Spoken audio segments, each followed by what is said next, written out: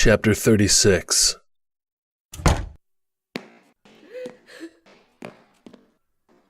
Maggie walked into the large foyer of her home. Her parents sat huddled together in the living room. "Mom? Dad?" Her mother pulled back from her father, wiping tears from her eyes. Maggie crouched in front of the leather sofa. "What is it?" "Your brother and Shauna were killed in a car accident." Eric, her brother, mentor and protector, was gone. Just a few hours ago, she'd confided in Eric that she thought she was in love. Eric had told her that he trusted her judgment and that he hoped to meet Cam someday soon. Most of her friends and family thought she was reckless, but not Eric. He had always told her how smart she was and that one day she'd figure things out. A chill swept through Maggie. The person she loved most in this world, more than her parents or Tilly or Star, was dead. Maggie's hand slid down her face. She sucked in a breath. "What about Bree?" "She's okay. Her collarbone was fractured, but it should heal on its own. There's nothing more they can do for it." "Bree's in foster care." "What?" "Your mother and I are booked on the next plane to Phoenix." Maggie sprinted for the spiral staircase. "I'm going to pack. I'm coming with you." Her father dialed on his cell. "I'll see if I can get another ticket."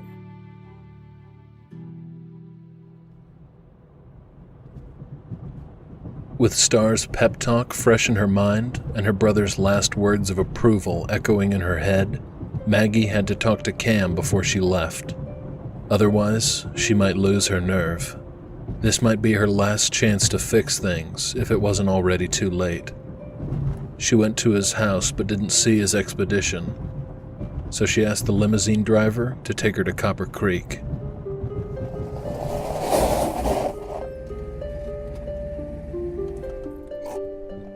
"It'll only be a few minutes." The driver glanced back. "The plane leaves in 3 hours, Miss Stewart. We really should get going if you want to get to the airport on time."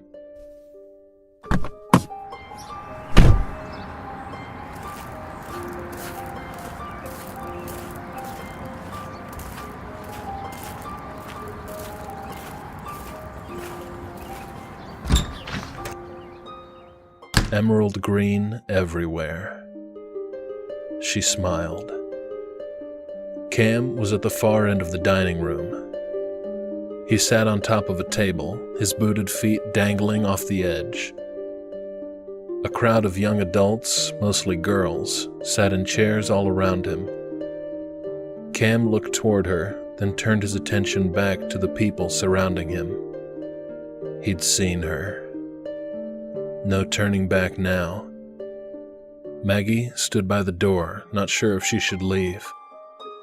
She'd obviously interrupted some kind of meeting. Cam hopped from the table and walked toward her. As he approached, his dark eyes met hers. Her breath caught in her throat. Her heart pounded in her chest. The same giddy feeling that tickled her insides for her third-grade crush had returned. Pathetic. But Cam wasn't a crush. A mixture of uncertainty and nerves fluttered in her stomach as he stopped before her. "Restaurant looks great." "You think so?" Maggie's eyes darted to the people behind him. "I'm interrupting. I'll go." He placed his hand on her forearm. "I have a minute." Grasping her elbow, Cam led her to a booth, waited for her to sit, and sat across from her. "I heard the charges against you were dropped." "Yep." Leaning back, he stretched his arm along the back of the booth. Maggie scanned the room. Stacks of green plates lined stainless steel shelves. A hunter green carpet patterned with crimson roses blanketed the floor. Various sized pictures were hung around the room. Pictures of Cam, Jags, and AJ. Hung by the entrance was a poster-sized black and white picture. A young man in a Navy uniform standing on a cement platform, a U.S. Navy ship behind him. Are you going to tell me why you're here? She looked at him, took a breath, and thought, I love you. 3 simple words. Any second, you can do it.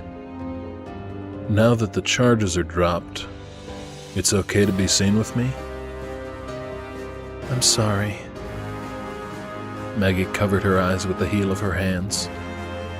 For everything. You came here to apologize? Maggie shook her head. I didn't go to you. You came to me. So why am I the one doing all the talking? And what exactly are you sorry for? For being ashamed of me?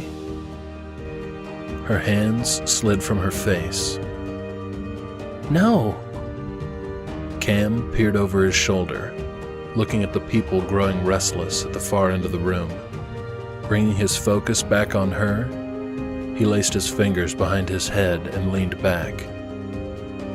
Remember the night we played pool?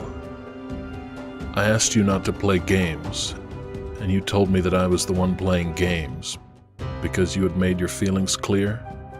Maggie nodded. The situation has reversed. I've made my feelings clear, and now you're the one playing games. Here's the short of it. I killed Stephen. I'd do it again. Do you really want to be with a killer? Maggie opened her mouth to respond. He held up a hand and folded his fingers to his thumb. My future is uncertain.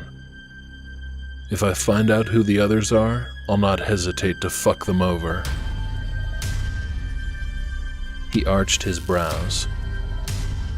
Have you heard everything I've said so far? Maggie nodded. Life with me will not be easy. I'm not right in the head, which I'm sure you've figured out by now. There's a good chance that I'll screw both our lives up. This is me not playing games, laying it all out there. Now tell me why you're here. He sure wasn't making this easy. I'm going to Phoenix. I just poured my soul out to you, and your response is to tell me that you're leaving the state? Vacation? No.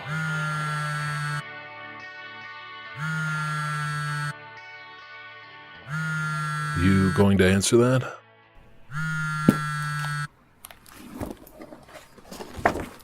Hi, Dad. You should be here by now. I called the driver.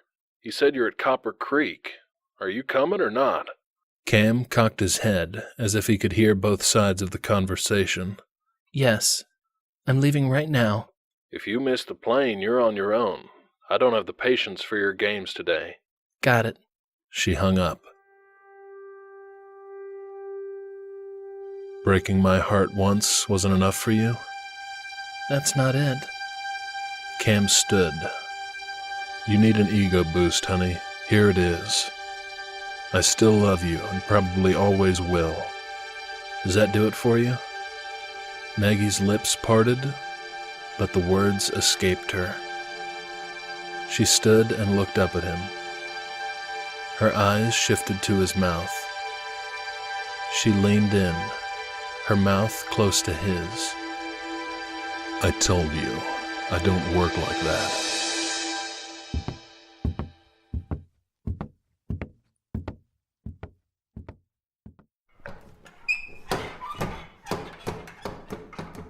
And she let him go.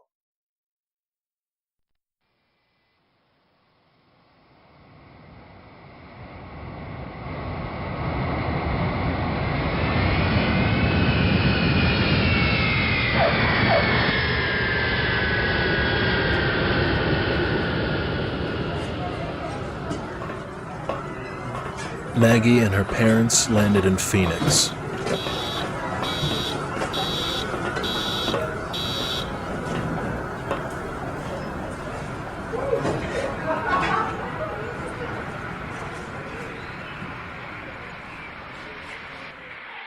They rented a car and drove to the address of the people caring for her niece.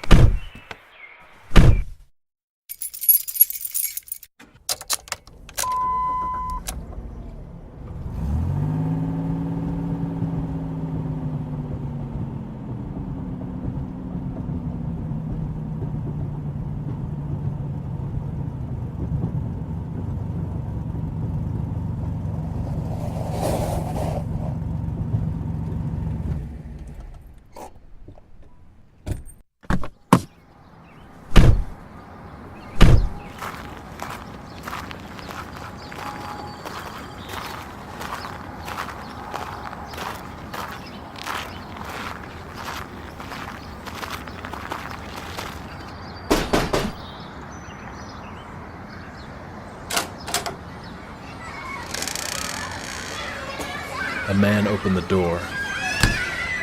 His long black bangs were pulled back with an elastic band. Maggie shot him a menacing look and shoved past him. Bree! 4 children ran in from the next room. They all appeared to be the same age as Bree. Her niece rounded the corner. Maggie dropped to her knees. Bree slammed into her. Bree's quarter-sized ringlets brushed across Maggie's cheek. Palming the back of her niece's head, Maggie squeezed her tighter. Did that man touch you? Bree shook her head. Where's Mommy and Daddy? Why do I have to live here? Maggie smiled and ran the back of her hand down Bree's cheek. I'm going to take care of you. Scooping Bree up, Maggie strode toward the door. A woman with dark hair cut in a chin-length bob stepped in front of her. You can't just barge in here and take a child from this house. Watch me. Her father pulled a stack of papers from the inside of his suit coat. I have the paperwork you need. Go, Maggie. I'll handle this.